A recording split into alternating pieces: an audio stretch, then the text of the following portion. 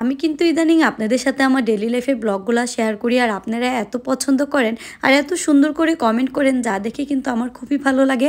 তো আপনাদের কার কার কাছে আমার এই ডেইলি লাইফের ব্লগগুলো পছন্দ একটু কমেন্ট করে জানাবেন। হ্যালো এভরিওয়ান, আসসালামু আলাইকুম, সবাই কেমন আছেন? আমি তাসমিন মাম্মাম ব্লগ থেকে স্মৃতি বলছি।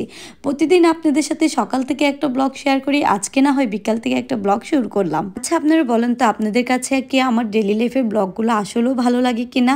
তো ভালো লাগলে কিন্তু কমেন্ট করে জানাতে ভুলবেন না। আর আজকে কিন্তু বিকাল থেকে ব্লগটা শুরু করেছি, যেহেতু শুক্রবার ছিল আর শুক্রবারের বিকালটা একটু স্পেশাল।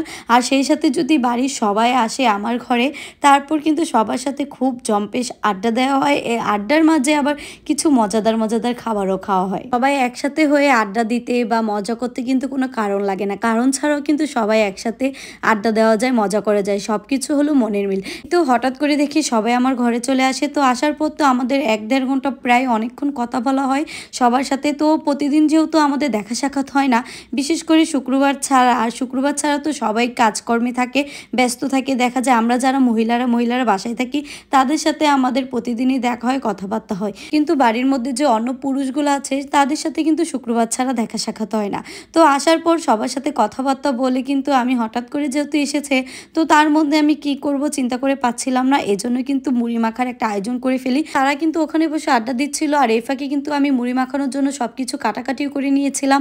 আর আজকের মুড়ি মাখাটা কিন্তু মাংসের তরকারি দিয়েও মাখানো হয়েছে, যার কারণে কিন্তু খেতে অনেকটাই মজা হয়েছে। আমি তো সবাইকে দেওয়া দেই করতে করতে এসে দেখি মুড়ি মাখা একদমই শেষ পর্যায়ে। তো সবাই এত মজা হয়েছিল যে লুটিপুটি খেয়ে ফেলে।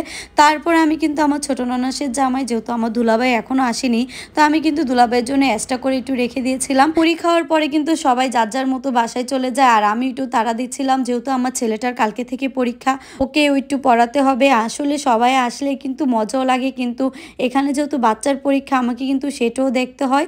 তো ওকে একটু পড়ালেখা করিয়ে রাত্রে আপনাদের ভাইয়া আবার বলছিল সে নাকি একটু রুটি দিয়ে হাঁসের মাংস আর গরুর মাংস দিয়ে খাবে। আমি কিন্তু দুপুরবেলা হাঁসের মাংস আর গরুর মাংস রান্না করেছিলাম, তো সে রাত্রিবেলা বলছে সে নাকি রুটি দিয়ে হাঁসের মাংস গরুর মাংস খাবে। তো তার আবদার তো আর ফেলা যায় না, এরপর চলে আসলাম আবার রুটি বানাতে। তো আমার রুটিগুলা কিন্তু একদমই গোল হচ্ছিল না, এটা দেখে আবার কেউ মজা করবেন না বা বলবেন না আমি পারি না। আসলে আমি গোল গোল করে তেমন একটা রুটি বানাতে পারি না, এরকম আঁকা বাঁকা হয়। আর এই আঁকা বাঁকা রুটিগুলো কিন্তু আপনাদের ভাইয়া খুব মজা করে খায়। আসলে রুটিগুলো যখন গোল গোল হয় তখন কিন্তু দেখতে অনেক সুন্দর লাগে। আমারটা যেহেতু গোল হয়নি, কিচ্ছু করার নাই, আসলে চেষ্টা করতে করতে একদিন না একদিন ঠিক হয়ে যাবে। যাই হোক, আপনাদের ভাইয়ার কাছে কিন্তু এই রুটি দিয়ে গরুর মাংস হাঁসের মাংস খেতে অনেক পছন্দ করেছে, আমিও খুব মজা করে খেয়েছি। আর শীতের মধ্যে কিন্তু এই রুটি খেতে অনেক ভালো লাগে। এটা হলো পরের দিন সকালে, তাসমিদের যেহেতু আজকে থেকে পরীক্ষা শুরু, তাসমিদকে নিয়ে সকালবেলা স্কুলে যাচ্ছিলাম।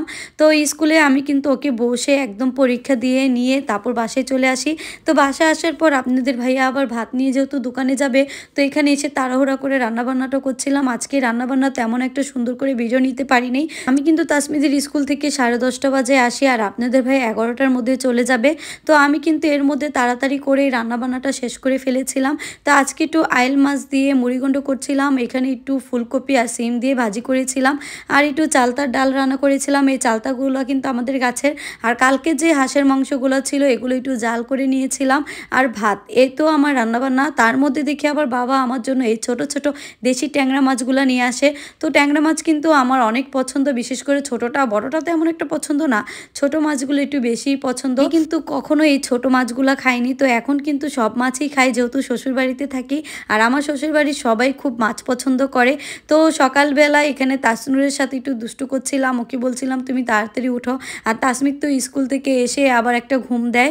তো ওকে নিয়ে এখন আমি ছাদে যাব মাছ কাটার জন্য। আসলে রোদ্রে বসে মাছ কাটতে কিন্তু আমার কাছে অনেক ভাল লাগে, বিশেষ করে শীতের রোদে। আর এই ছোট ট্যাংরা মাছগুলো কিন্তু পেঁয়াজ দিয়ে ভুনা করলে, একটু বেশি বেশি করে ধনেপাতা দিলে কিন্তু অনেক মজা লাগে। তো এদিকে কিন্তু আমি সবকিছু নিয়ে এখন ছাদে চলে যাচ্ছিলাম। বিয়ের আগে তো কখনো মাছও কাটি নেই, কিন্তু এখন যেহেতু আপনাদের ভাইয়ার মাছ অনেক পছন্দ, আমি কিন্তু কাটতে কাটতে এখন মোটামুটি সব মাছই কাটা শিখে গিয়েছি। আজকে কিন্তু বাবা আমার জন্য আর আমার মেজু জায়ের জন্য, দুজনের জন্য এই মাছগুলা নিয়ে আসে। আমরা দুজন মিলে এখানে মাছ কাটছিলাম, আর তাসনুর কিন্তু এখানে খেলা করছিল ফুটবল দিয়ে। তো ওকে যদি আমি নিচে রেখে আসতাম, ও কিন্তু একটু পরে আমার জন্য কান্নাকাটি করতো, এজন্য কিন্তু ওকে সাথে করে নিয়ে আসি। আমরা কিন্তু দুজন মিলে কথা বলতে বলতে আমাদের অনেকগুলা মাছ একসাথে বসে কাটা হয়ে যায়।